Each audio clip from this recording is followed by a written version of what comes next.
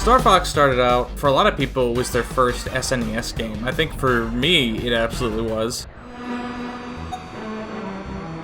I remember playing the heck out of it. I liked the setting. I mean, you couldn't really tell a lot about the story or anything back then. But then came Star Fox 64. And there was so much to it. I mean, it was a bit of a testing ground for Nintendo with the Rumble Pack. Everything was very well voice acted, and it was one of, like, the N64's first, like, fully voice acted games, too. Every boss encounter had a voiceover. No! Hit the brake!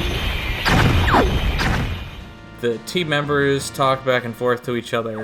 Check your G-diffuser system. No! It was fantastic, and the music was just really a cut above. It was like every level, it's like each level had its own story, and it had its own sort of surprise tucked away within it. They had different methods of like completing each zone, but then you get these big moments like to either unlock a more difficult path or to another planet, you know, hitting Fortuna. And as soon as you get there, trying to help clear out some of the attack force, and then boom, you've got Starwolf comes in. Can't let you do that, Starfox. Andros has ordered us to take you down. And this is like your first time you're having an aerial all-range dogfight against other pilots, and it was just like a really well done moment. Just what I need to see. Star Wars.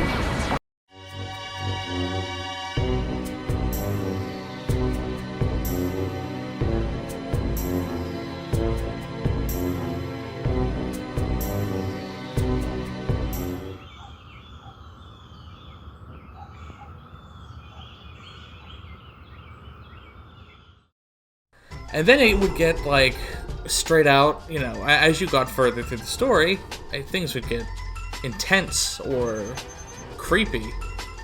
I don't know about anybody else, but it's like, when you first hit Venom, and you have that call come through, and you're thinking, like, okay, you know, it's Rob dropping off supplies. And it isn't. It's Andros. And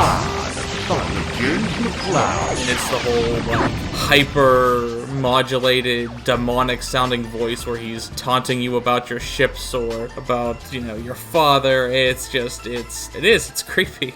If you're doing it in the easy mode to start, or I should say, like, if you go the easy route, get to Andros. Again, he's taunting you the whole time.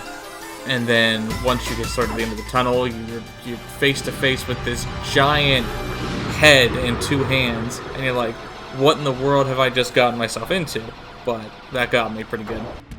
The true battle against Andros, you know, still the head and the hands, first form, but then you destroy that, and it's the actual Andros, but you're fighting his brain and eyes, and that's just a whole other level of freaky. And then it's capped off with the whole escape from the exploding Venom base, or Venom core, and you're following some vestige of Fox's father, James McCloud. It was all very fantastically done. And it's one of those things now that I'm like, I'm really sad or disappointed that Nintendo doesn't take advantage of such like a fantastic IP.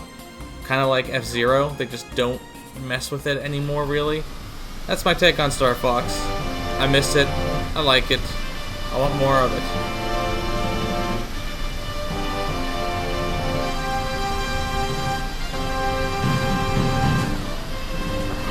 All aircraft report.